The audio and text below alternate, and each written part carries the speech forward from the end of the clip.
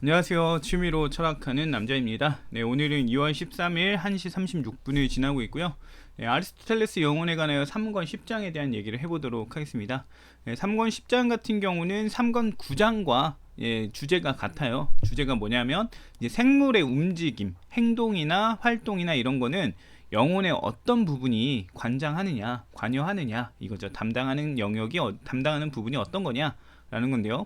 일단 아리스토텔레스가 했던 말은 이제 욕구하는 부분과 생각하는 부분이 이걸 관장한다라고 말을 하긴 하지만, 제가 봤을 때는 욕구하는 부분과 생각하는 부분을 중심으로 영혼의 모든 부분이 관여한다라고 봐야 할 것 같아요. 왜 그렇게 보는지, 어떤 내용으로 되어 있는지를 한번 살펴보도록 하겠습니다.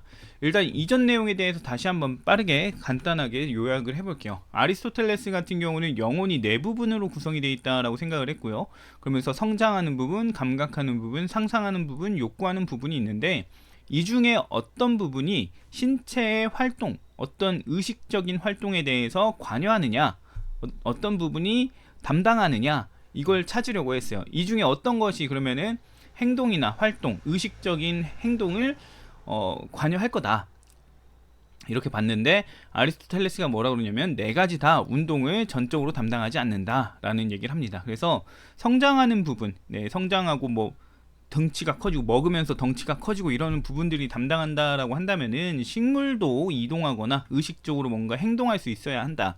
근데 그게 아니지 않냐라는 얘기 했었고, 그 다음에 감각하는 부분이 그렇다라고 한다면은 감각하면서 제자리에서 움직이지 못하는 애들은 뭐냐, 이런 식으로 얘기를 했습니다. 그게 어떤 존재인지는 잘 모르겠는데, 아무튼 아리스토텔레스는 그런 존재가 있다고 봤고, 뭐 말미잘 같은 거일 수도 있겠죠.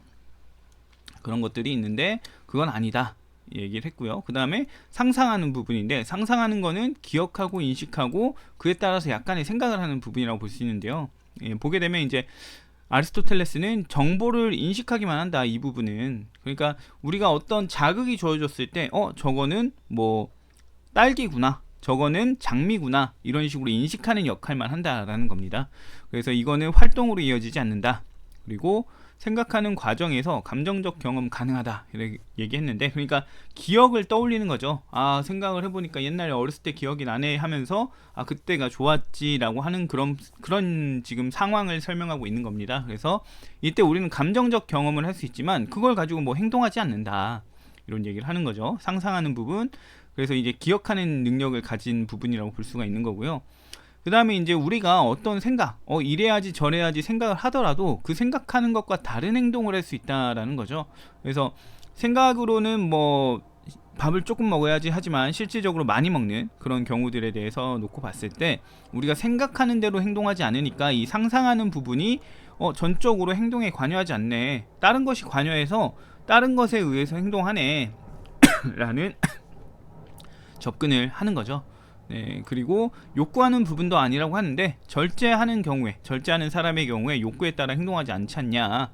그러니까 결과적으로 욕구하는 부분도 뭐 다른 거에 의해서 행동이 나타날 수 있고, 상상하는 부분도 다른 거에 의해 행동이 나타날 수 있고, 이 두 가지는 뭔가 행동하고 무관한 것 같고 하니까 지금 모두 다 전적으로 담당하는 부분이 아니더라라는 얘기를 하죠. 그렇지만 우리가 설명을 보면 알 수 있는 게, 생각하는 것과 같게 행동하는 경우도 있고 욕구에 따라 행동하는 경우도 있으니까 어느 정도 행동에 둘 다 관여하고 있다라는 걸 볼 수 있어요. 이 부분을 남겨놓고 얘기를 했기 때문에 상상이 전적으로 행동을 담당합니다, 욕구가 전적으로 행동을 담당합니다, 이 말을 할 수 없었다라는 걸 이제 얘기를 했고요. 이제 그 다음에 오늘 부분부터 이제 전반적인 부분들이 관여한다는 게 나옵니다. 한번 볼까요? 일단 지금 다시 한번 이 주제에 대한 얘기를 하게 되는데, 욕구와 생각에 의해서 동물이 움직인다라고 합니다. 그 과정을 보게 되면은 일단 어떤 것을 욕구해야 하고요. 그래야 우리가 뭘 할지에 대해서, 어떤 목표로 나아갈지에 대해서 알 수 있다라는 겁니다. 그리고 이제 욕구를 실현할 계획, 그러니까 어떤 것을 뭐 먹고 싶다라고 한다면은 그 어떻게 먹을 것인가, 먹는 과정에 대한 계획을 구상할 수 있어야 된다라고 하고요. 그 다음에 그 구상한 바를 행동으로 구현할 수 있어야 우리가 행동이 나타날 수 있게 되죠. 그래서 이 세 과정이 이제 행동의 기본이 된다라는 걸로 볼 수가 있고, 이 세 과정의 이제 순서를 바탕으로 해서 이제 아리스토텔레스는 욕구하는 것이 행동에 가장 기초적인 것이다, 행동의 가장 근본되는 것이다 라고 얘기를 하게 됩니다.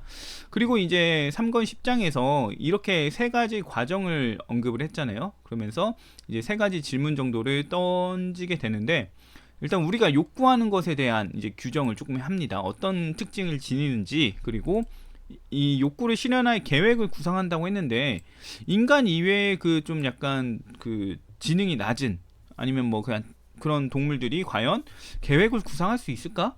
이거 어떻게 이해하고 받아들여야 되지? 이런 식으로 얘기를 하게 되고요. 그 다음에 이제 구상을 했잖아요. 우리가 어떤 생각을 가졌잖아요. 그러면 그 생각을 행동으로 구현하게 되는데, 그 구현하는 과정에서 그 신체적인 과정, 이거 몸 동작은 어떻게 나타나냐, 행동이 도대체 어떤 물리적 과정을 거쳐서 나타나냐, 이 메커니즘에 대해서 얘기를 해보자 라고 하는 게 이제 10장의 추가적인 내용들이라고 볼 수가 있을 것 같습니다. 일단 그래서 보게 되면 동물이 욕구하는 것, 욕구하는 것에 대해서 이제 살피게 되는데요. 이 욕구의 대상에 대해서 세 가지로 얘기를 합니다. 네, 처음에 이제 좋은 것, 확실히 이제 우리한테 좋은 거예요. 나한테 만족을 줬던 것이죠. 그래서 뭐 내가 좋아하는 과일, 음식 이런 것들이 이제 욕구의 대상이 될 수 있다라고 말하는 거고요. 그 다음에 좋아 보이는 것, 나는 지금 뭐 재정적으로 궁핍한데 엄청 비싼 것이 나한테 좋아 보인다, 이런 느낌에 착각할 수 있는 그런 것들을 말해요. 그냥 기대값이 높은 거죠. 나의 현실을 반영하지 않고 기대값이 높은 거라고도 볼 수 있고, 남들이 뭐 좋다고 하니까 나한테도 좋지 않을까, 이렇게 하는 것들이라고 볼 수 있는데, 좋아 보이는 것이기 때문에 나쁠 수도 있고 별로 좋지 않을 수도 있죠.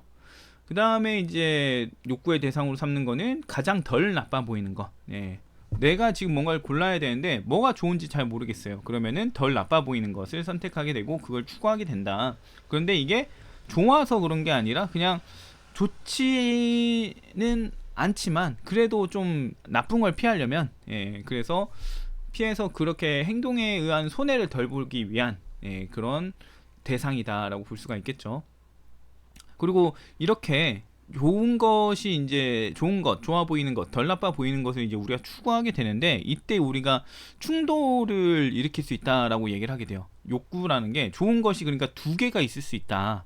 그래서 그 두 개, 상이한 두 개가 있고, 그 상이한 두 개를 살펴보면 이성적인 욕구와 쾌락적인 욕구가 충돌하더라라는 얘기를 이제 아리스토텔레스가 합니다. 당연히 이제 이거는 우리가 공감할 수 있는 부분이죠. 그래서 여기에 대해서 이제 설명하는 과정에서 이제 좋다의 의미에 대해서 생각을 해보는 거예요. 이제 우리가 너무 잘 아는 부분이긴 하지만, 지금 당장 좋은 것과 장기적으로 좋은 것, 이 두 가지가 있고, 그래서 쾌락적인 것, 지금 당장 좋은 건 쾌락적인 거고, 대다수의 동물과 인간이 추구하는 게 바로 이것이다 라는 얘기를 하는 거고, 그 다음에 장기적으로 좋은 것은 이성적이고 일부 인간만이 하는 그런 부분이라고 말할 수가 있겠죠. 근데 여기서 이제 제가 여기서 조금 설명을 해보고 싶은 게, 이 좋은 것을 추구하는 과정에서 이제 아리스토텔레스가 설명하기도 해요. 우리가 좋은 것을 알려면, 좋은 것을 추구하려면 쾌락과 고통을 알아야 된다. 어떤 좋은 것, 즐거움과 나쁜 것을 알아야 되고, 그런 걸 알아야만 우리가 좋은 것을 판단할 수 있고 그걸 쫓아갈 수 있다, 이렇게 얘기를 하기 때문에 이 쾌고에 대한 감각이 있어야 돼요. 쾌고에 대한 감각이 있어야 되고, 그럼 감각 능력이 있어야 된다는 거고, 욕구하려면 감각이 일단 있어야 된다는 얘기로 볼 수가 있어요. 그리고 감각을 지닌다 하더라도 그것을 인지해서 이게 좋은 거네 나쁜 거네라고 구분할 수 있는 능력이 있어야 되거든요. 그러니까 이거를 인지하는, 상상하는 능력이 또 결부돼야 되고, 그 이제 회상하는 능력이죠. 저걸 봤더니 내가 옛날에 좋았던 경험이 떠올라. 그래야만 우리가 이거를 가지고 추구할 수 있는 거니까, 지금 보게 되면은 영혼의 능력의 대부분이 필요하다라고 볼 수 있는 거예요. 이 감각 능력, 인지 능력. 근데 생각해 보니까 그 생장 능력이 지금 빠졌는데, 생장 능력은 왜 관련이 된다라고 볼 수 있냐면, 인간은 기본적으로 우리에게 이로운 것을 섭취했을 때 거기에 따른 보상을 받게 되고요. 그 다음에 이롭지 않은 것을 섭취하게 됐을 때 그거를 배출해내려고 하는 그런 메커니즘을 가지고 있는데요. 이것이 일단은 이 성장과 관련해서 좋다 나쁘다가 일단 우리 신체 안에 뭐 본성적으로 각인이 되어 있죠. 본능적으로. 그렇기 때문에 생장이라는 게 이미 있고, 그걸 바탕으로 해서 이로운지 나쁜지에 따라서 쾌고가 생긴다 이겁니다. 그래서 생장 능력도 마찬가지로 이제 욕구를 형성하는, 욕구를 형성하는 기본적인 베이스가 되어준다. 감각과 마찬가지로 그렇다라고 볼 수 있다는 거죠. 그래서 이 성장을 담당하는 부분, 생장과 관련된 부분과 감각하는 부분이 결과적으로는 욕구를 형성하는 역할을 한다라고 볼 수가 있을 것 같습니다. 그리고 뭐 인지 능력도 마찬가지로 욕구를 형성을 하는 거고요. 네, 그리고 그 다음 볼게요. 네, 인간 이외의 동물들이 욕구에 대해 이성적으로 계획할 수 있냐라고 얘기를 이제 누군가 할 수도 있을 텐데, 동물과 대다수의 인간 같은 경우는 고찰하지 않고 행동하면서 이제 그 다음에 이전에 좋았던 기억, 지금 당장의 좋은 느낌에 따라 행동을 한다라고 이제 언급을 하는데요. 이걸 이제 아리스토텔레스 표현에 따라 보면은 상상에 따라 행동한다라고 할 수가 있습니다. 뭔가 분석을 하지 않고요, 뭔가 상기되는 그 내용에 따라 행동한다라고 보시면 될 것 같아요.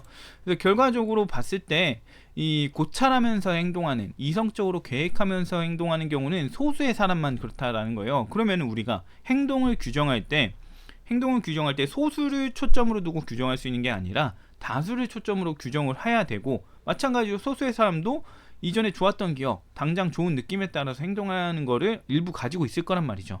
그렇다 보니까 결과적으로 행동에 대한 분석을 할 때는, 행동에 대한 그 본편적인 면을 다룰 때에는 이성적 고찰이 아니라 상상, 지금 예전에 좋았던 기억, 지금 당장의 좋은 느낌, 이거에 따라 우리가 고찰하고 행동한다 라고 할 수밖에 없다라는 얘기를 합니다. 그래서 행동의 기초는 이성적 고찰이 아니라 상상이다 라고 얘기를 합니다. 근데 이 이성적 고찰이라는 표현, 이 행동의 기초가, 인간 행동의 기초가 이성적 고찰이다 라고 여겼던 게 이성주의 시대에 뭐 17, 18, 19 이때 당시에 인간에 대한 이해였죠. 그렇게 따지고 보면은 아리스토텔레스의 그 인간에 대한, 행동에 대한 관점은 좀 약간 굉장히 합리적이고 적절한 그런 입장이었다라고 생각을 해볼 수도 있을 것 같습니다. 네, 그 다음에 이제 좀 길어지고 있는데요. 빨리 끝내야 되겠는데, 이게 아마 마지막 장일 거예요. 잠깐만요. 이게 마지막 장인데, 보게 되면은 이제 구상한 것, 우리가 뭐 욕구를 통해서든, 욕구를 뭐 이성적으로 계획하든 쾌락적으로 충동적으로 계획을 하든, 그것을 이제 행동으로 구현을 해야 그게 행동이잖아요. 움직이는 거잖아요. 그렇다 보니까 그거 어떻게 가능하냐라는 거에 대한 얘기를 하는데, 일단 우리는 이제 관절을 통해서 구현한다라고 아리스토텔레스가 얘기를 합니다. 관절, 생각해보면 우리는 근육이라고 말하는 게 더 적절할 것 같은데 왜 관절이라고 했느냐라고 보게 되면은, 운동을 하려면, 이렇게 설명하지 않지만 제가 해석을 하면 이렇다는 거예요. 운동을 하려면 근육의 수축과 팽창이 있어야 되죠. 우리가 뭐 팔을 뭐 당기거나 뭐 펴거나 이런 식으로 하는 운동이, 이런 그 동작이 있어야 실질적으로 움직임이 가능하잖아요. 근데 이게 가능하려면, 수축과 팽창이 가능하려면 뭐가 필요하냐라고 했을 때, 그냥 우리에게 관절이 없는 체였다면은 운동을 하는데, 어떤 활동을 하는 데 있어서 적합하지 않았을 거라고 지금 아리스토텔레스가 보는 것 같아요. 만약에 관절이 없었다면 그렇게 뭐 움직이는 게 쉽지 않았을 거고, 관절이 있기 때문에 관절을 통해서 우리가 뭔가를 하고 있다라는 식으로 얘기를 이제 하게 됩니다. 그런 부분에서 보면은 의외의 표현이 나온 게 아닌가 싶기는 한데, 어쨌든 저만의 그거는 생각일 수도 있죠. 아무튼 이렇게 해서 3권 10장은 인간의 행동에 대한 그 구현 방법, 어떤 식의 과정을 거쳐서 행동이 나타나게 되는지에 대해서 설명을 하게 되는데, 사실 생각해보면 그렇게 어려운 내용은 아닙니다. 네, 그렇게 뭐 복잡한 부분도 아니긴 한데, 아마 책을 읽으면서 표현이 이상하기 때문에, 표현이 현대적이지 않기 때문에 좀 애매하다고 여기실 수도 있을 것 같고요. 네, 내용을 좀 짧게 하고 싶었는데 좀 길어졌네요. 아무튼 오늘 3권 10장은 여기까지 하고, 다음에 또 다른 얘기로 찾아오도록 하겠습니다.